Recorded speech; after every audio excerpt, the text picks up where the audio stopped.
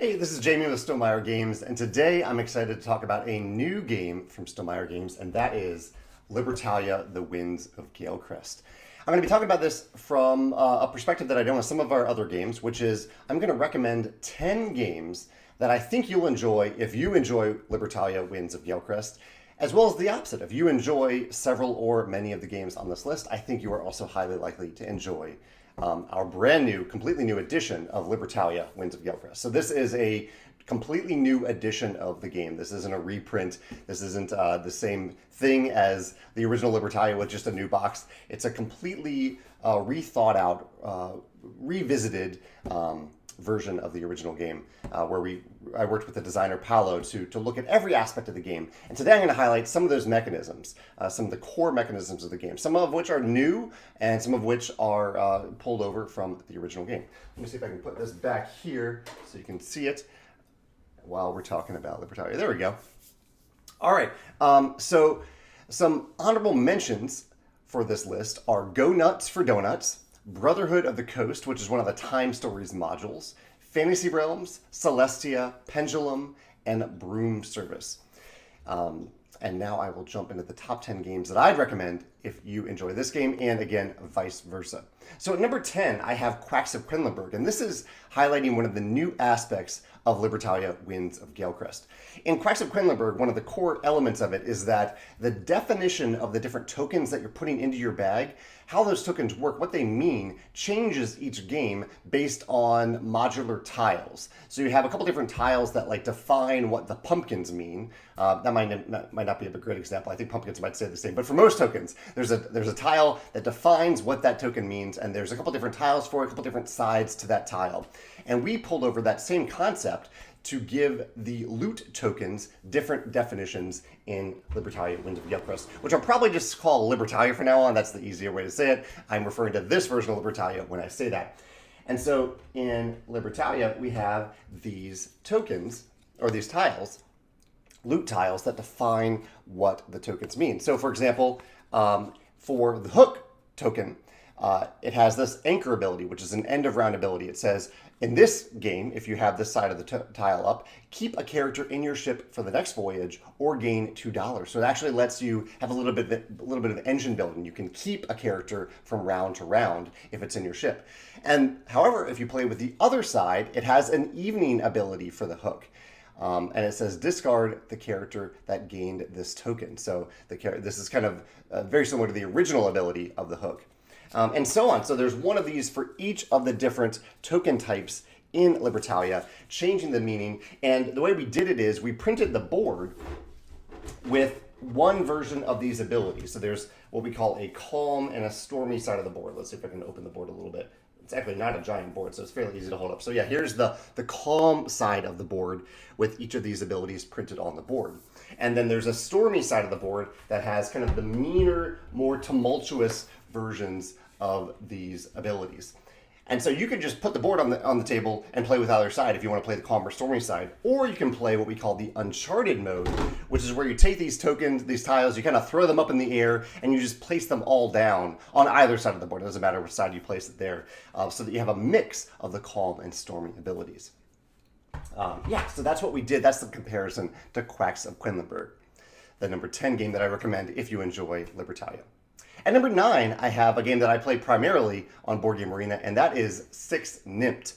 And this will follow a thread of several different games that I'll recommend on this list, where you are simultaneously choosing a card from your hand and then revealing it at the same time as all other players, and then activating those cards in an order determined by the numbers on those cards. So in 6 Nimmt, you activate the cards based on the lowest number up to the highest number that was played at that time.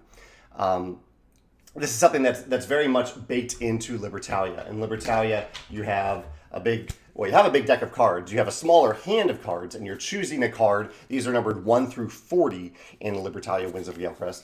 You can see it goes all the way up to 40. Beggar is not the lowest card, but yeah, there's a lower card than Beggar. I'll have to find it here. But it goes up to 40.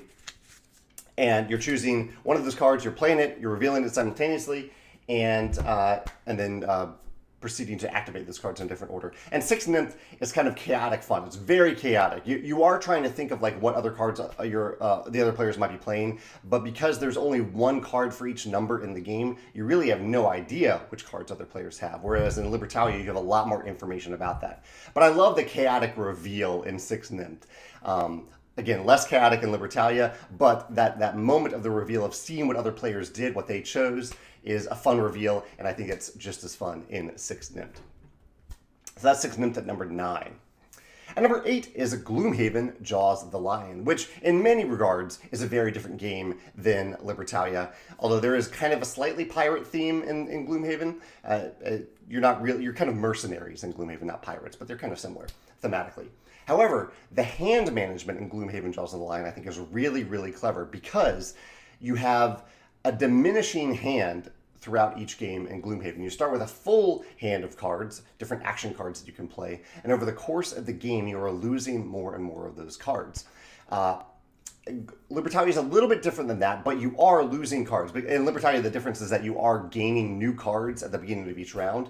However, throughout each of the 3 rounds, the 3 voyages, as we call them in Libertalia, Winds of Galecrest, you are playing cards, you're getting rid of cards from your hand, and so you're losing options. You're having fewer options as each round continues, and then you refill that hand with a bunch of new cards at the beginning of the next round. You even carry over some cards from round to round, which I'll get to in a second. But that idea of starting with a really powerful hand and slowly losing those options throughout the game is echoed very much in Gloomhaven, Jaws of the Lion. So if you like that aspect of Gloomhaven, Jaws of the Lion, I think you'll enjoy Libertalia, Winds of Galecrest. That's number 8. At number 7, we have another game in this category. Again, it's no longer on my shelf. I lent it to a friend who has some kids because I think it is a very family-friendly game, but I do love this game, and that is the Grimm Forest. This is another game that uses this mechanism where you are choosing someplace that you want to, something that you want to do, an action you want to do, a place that you want to go. In this case, it is specifically a place that you want to go to gather resources, and you reveal that at the same time with other players and see what they chose. I love this style of game. That's why there are several games on this list where you're making a choice with full agency. You have full agency over what choice you're going to make, and it can even lead to some table talk. And I really love that. I'll mention that in another game on this list later as well. But I love in the Grimm Forest how you can say, "Hey, I'm going to go gather wood. I'm going to do that. That's what I'm doing this round. That's what I'm doing this turn." And other players can have that information and they can do with it what they want, because if multiple players go gather wood, those players split the wood instead of you getting all of the wood that's there. And so there's this opportunity for table talk that you don't have to take, but you can if you want to. And I really, really enjoy that aspect of Grimm Forest. Like when you're deciding to engage with the other players and tell them what you're going to do in the hopes that they'll do something different, versus when you really want to hold that information close to heart and you don't want to share with other players based on things that you know, whether it's an ability you have or just the fact that you think someone else might intentionally go to the same place just so you don't get the full resource gathering benefit of that location. So yeah, the Grimm Forest I think is a great game, beautiful production as well, as I think we did with Libertalia Winds of Galecrest. So if you enjoy Libertalia, I think you'll also enjoy the Grimm Forest. And number 6 is the biggest thematic connection that I chose for this list is Sleeping Gods. And this is thematic for 2 specific reasons. One, you're not necessarily pirates in Sleeping Gods. Again, similar to Gloomhaven, Jaws of the Lion, you aren't really pirates, you're mercenaries. But in Sleeping Gods, you can do piratey-like things. You are literally sailing a ship around the world in a very open way. You can sail wherever you want, and you can do pretty much whatever you want. So there are many opportunities to do pirate-like things if you want. You can choose to be a pirate if you want. So I love that choice, and I love that thematic connection to the pirate theme in Libertalia. The other aspect, though, that I really wanted to compare in terms of the theme is that you are very much managing a crew, not necessarily pirates again, but a ship crew in Sleeping Gods. You have, no matter the player count that you're playing with, you always have a total of 9 characters, I believe. There's one character that's kind of shared by all players, and then the other players split up the other characters, the other 8 characters. And so you're managing this crew and deciding when to activate them, when to use them at different times, when to use their abilities. And that's very much the same of Libertalia. You have a giant crew. You have this 40 different crew members that you can potentially choose from, although you have a much slimmer hand. So at any given time, you typically have between You start out with a hand of 6 cards. You could boost that up to 9 at certain given times. But you have this hand of crew members that you're choosing to use at different times. And some of them even end up on your ship. And so when they're on your ship, their bonuses might be activated on an ongoing basis. Sorry, this game is so heavy. It's like weighing on me. There's a lot of heavy stuff in this game. But yeah, I love that aspect of crew management on a ship in Sleeping Gods. And that's the connection here. If you like that idea of managing a crew, Sleeping Gods does a fantastic job of it. And the corollary there is directly to the crew that you're managing in Libertalia. That's number 6, Sleeping Gods. At number 5, we have a very different game thematically, Sundae Split. But the connection here is that this is a very sneaky game, and Libertalia is also a very sneaky game. You're deciding the exact right moment to play a pirate that might interact with other players, either directly through the ability on that card, might be better if no other players are playing that same pirate, and there are loot tokens on the board that pirate might be trying to grab. So you put these cards on the board, and I'm talking about Libertalia here, not this yet. You play these cards on the board, and in activation from the highest number down to the lowest number, you gather loot tokens. So if I've played a 40 number card, and no other player has played a 40, then I get to be the first player to grab a loot token. And so, but however, I may not want to play the 40 at that time because other players might be playing 1s and 2s and 10s and 13s. And so if I played a 40 and the next highest card is a 13, then I've way overplayed it if I want to get the highest loot card. So there's this ongoing feeling of being sneaky. You know things other players don't know, and you're trying to figure out what they know and what they're going to do. And the same goes with Sundae Split. Sundae Split is an I Cut You Choose game where you get to be sneaky. It's one of my favorite sneaky games. And it's sneaky in a very different way in that when you are the person who is splitting the different ingredients for these sundaes, you get to put, or you must put, some cards face down in some of these stacks. And so other players don't know what those face down cards are. And so, but you know, and so there's some like cards in this game, things that you don't want to put in a sundae, like broccoli. And so you might hide a broccoli card, or you might put a broccoli card face up and put it with a couple different face down cards, making other players think that they're really good face down cards, but maybe they're more bad cards. You don't know. You get to be very sneaky with the face down cards that you choose in Sundae Split. And so if you love the sneakiness of Libertalia, or you love the sneakiness of Sundae Split, I think you'll enjoy the other game as well. That's number 5, Sundae Split. At number 4, we have another Stonemaier game. I wanted to choose one game for this list. Oop, I think I dropped another one in the process. So the other game on this list from Stonemaier, or the game from Stonemaier Games on this list is Red Rising. Red Rising is a hand management game, a handcrafting game, really, where you start with a random hand of cards. In Libertalia, it is not random. You start with a random hand of cards in Red Rising, and over the course of the game, you are managing that hand. You're crafting, you're getting rid of cards, you're adding others to it so that you have a really powerful hand at the end of the game for end game scoring.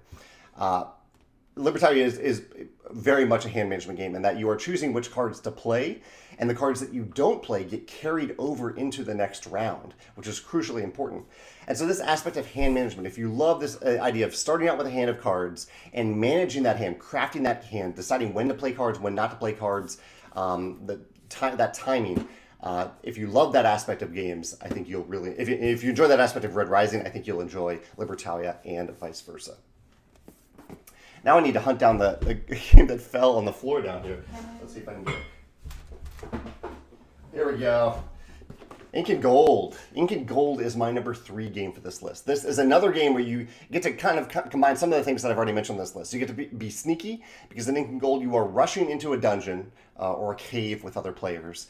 And you are deciding if you want to stay in that dungeon and go a little bit further where dangers might await, but also treasure might await, or to run out and grab and keep all the treasure that you've already gained and grab any treasure that's been left along the way that players haven't already picked up. This game, I think, is a great corollary to Libertalia, because you have this simultaneous reveal, and it's not a character card, it's not a card, you're just revealing, do I stay or do I go?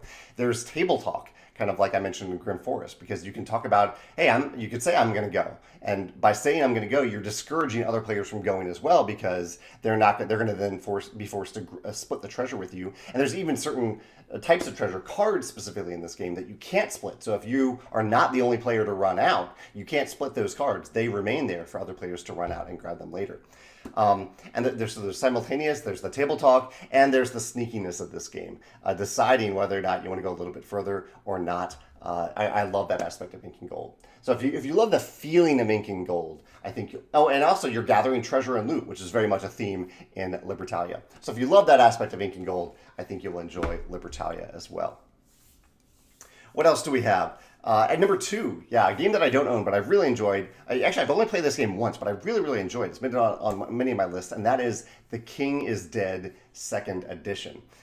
This is essentially an area control game, but the hand management aspect of the game is really, really clever in that you start out with all the cards in the game that you could ever play.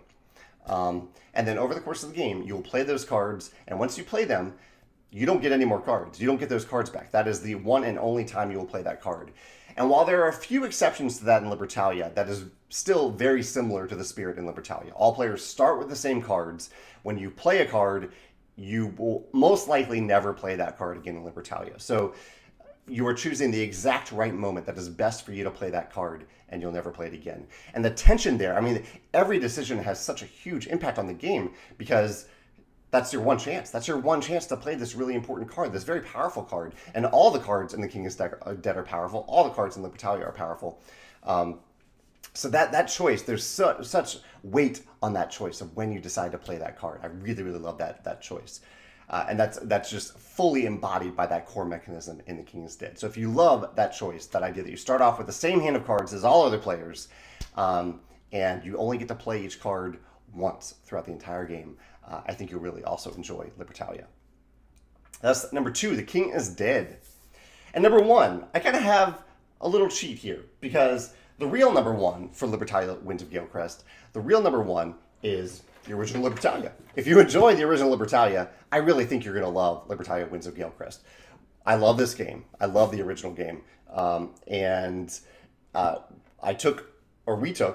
had a big influence on it, but Paolo is the designer of the game. We took the things that worked really, really well in Libertalia, and we kept them, and we enhanced them, and we added to them. And we took some of the things that weren't working as well, and I think we did a good job fixing them. Like, we added a solo mode. There wasn't a solo mode in this game. We took, we didn't take it. There was no 2-player mode in Libertalia. In the final version, we added a very simple 2-player mode where all you do is you add this midshipman tile to the board, which kind of acts as a 3rd player. So it essentially boosts the player count without any ongoing maintenance. There's no bot. All you do is put this on the board, and this is essentially the card that the 3rd player is playing every round.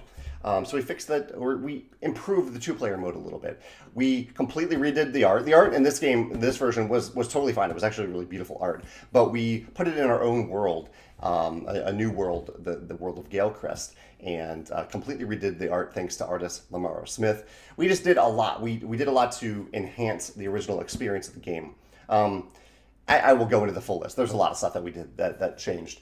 But the point is, if you enjoyed the original Libertalia, I really, really think you'll enjoy Libertalia Winds of Galecrest. And I'm hoping you'll enjoy it even more, in fact. I'm hoping we took the things that you loved about Libertalia and we added even more things that you might love as well. However, that answer is a little bit of a cheat. And so let me give you another game that has a very similar feel to it, and a game that I really enjoy. And that is Mission Red Planet, specifically the 2nd edition, which is the version that I've played. Mission Red Planet is a game with a very similar mechanism where all players have a big hand of cards that are numbered, and those cards have different abilities where the abilities get stronger depending on the activation order. And each turn you choose one of those cards, you reveal it, and then stuff happens. You see how that card's ability triggers. Mission Red Planet, that's very similar to Libertalia. You're playing a card from hand. The things that happen next are pretty different. Like, there's this area control aspect of Mission Red Planet. You're shooting rockets off to land on Mars. That's not really at all what you're doing in Libertalia. But that core system, that core hand management where you have this big hand of cards. Mission Red Planet also is maybe also more connected to Concordia because there is a mechanism in Mission Red Planet where you play a card and then return all your cards to your hand, which is different than Libertalia. But you do have a pretty big hand of cards in Mission Red Planet, and so for a while you are just going to be playing those cards before you pull them back and watching how the activation order happens. So it's a little bit like Mission Red Planet is like Libertalia combined with Concordia. But Concordia I don't think is a great comparison to Libertalia. But yeah, if you enjoy Mission Red Planet, I think you'll enjoy Libertalia. If you enjoy Libertalia Winds of Galecrest, I also think you'll enjoy Mission Red Planet. And that's my list. Those are the list of games that I would recommend if you end up enjoying this game, as I hope you will. And there's a lot. I mean, here's the box here. I'm going to take out one thing so here's what the box looks like of Libertalia Winds of Galecrest. We have these counters that count how much gold you have, how much treasure, how much loot you've earned over the course of the game, how much, doubloons, that's what we call them, doubloons. We have the different stacks of character cards down below. We have reputation tokens. So this is a new tiebreaker system in Libertalia Winds of Galecrest. And the thing that I took out of the box are the metal coins. We have special metal doubloons that we made specifically for this game. They aren't included in the box, but you can get them separately on our web store. And we also, one little fun component thing, I love, in fact, I should have put Azul on this list maybe. In Azul, one of my favorite things is digging into that big bag and pulling out these Bakelite tokens. And so I thought, why don't we do that same thing? Why don't we change the cardboard tokens in Libertalia to these beautiful Bakelite tokens? They're pretty much the exact same size as Azul, and we also made them double-sided. So you're never, so they're coded basically for those who are colorblind. Who can't tell this is green, they can see the icon on it to see that it is the map loot tile. So we have this big bag full of loot tokens here. Yeah, so those are the games that I'd recommend. I'd love to hear your thoughts. If you enjoy Libertalia, I'd love to hear some other games that you love. If you end up, whether it's the original Libertalia or this Libertalia. And if you enjoy the games on this list, I hope you give Libertalia Winds of Galecrest a try as well. Thanks.